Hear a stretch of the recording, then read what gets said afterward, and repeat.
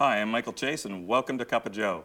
Today, we're filming at Canada Post's 9th annual Think Inside the Box conference at the beautiful Carlew. Join us as we have caffeinated conversations with marketing influencers about how brands are transforming the way they engage with people.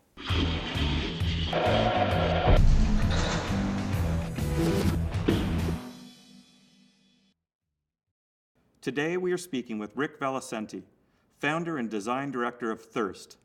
Hello, Rick. Welcome to Cup of Joe. I'm happy to be here. Design and content are attached to almost every marketing interaction we have today. In your view and opinion, what's good content and good design today? I would like to say it's about meaningful messaging, but at the truth of it, there's only three kinds of messaging that designers get to do. We get to do messages about value, on sale this week only, if you act now. We get to do messages of value, and those are sort of relative. And then we get to we get to design messages of no value. And I think the designer's responsibility is just to pick one of two of those three. Messages about value and messages of value. Messages of no value have no place, but they're out there. Can good design cut through the clutter that everybody's getting bombarded with today? I think it is the only thing that cuts through the clutter. There is such a din of noise that we're all experiencing, and it's so easy to push the delete button. I think the designer is that value added. The designer is the seduction, the seducer, and the one that brings life to that communication.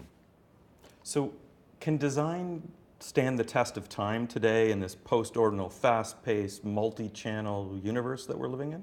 Some design does. I mean, we see this in the design of film, the design of music, the design of fashion, and we actually see it in the design of typography and the design of form.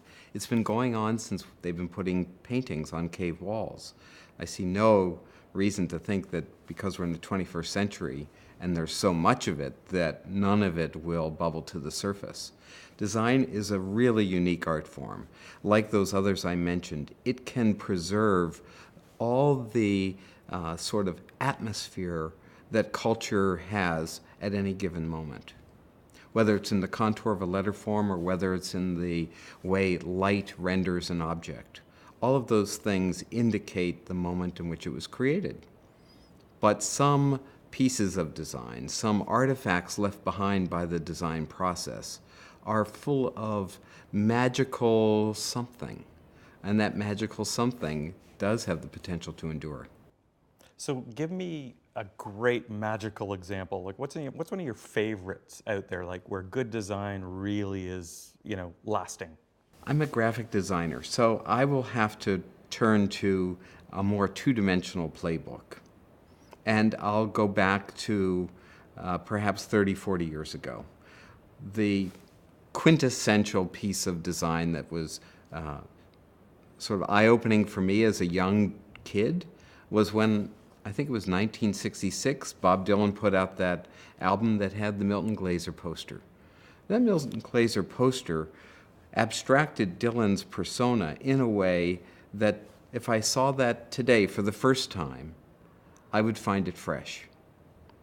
Its form is subtractive, but underneath all of that subtraction and all of that decor is something that just keeps lingering. On the other hand, if we look at 21st century design, the smartphone has only been around for a decade.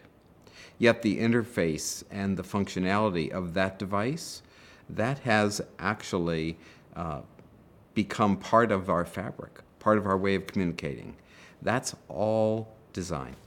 If I can ask you, Rick, what's the one thing brands can do today to transform the way they engage with people? I would have to say that if a brand was really being a valued brand, they would have to treat their audience with the utmost respect. If they fail to do that, it's just business as usual. And the civility that we really need as a culture a 21st century culture that, at least where I come from, it's completely polarized. Design can be the mitigator.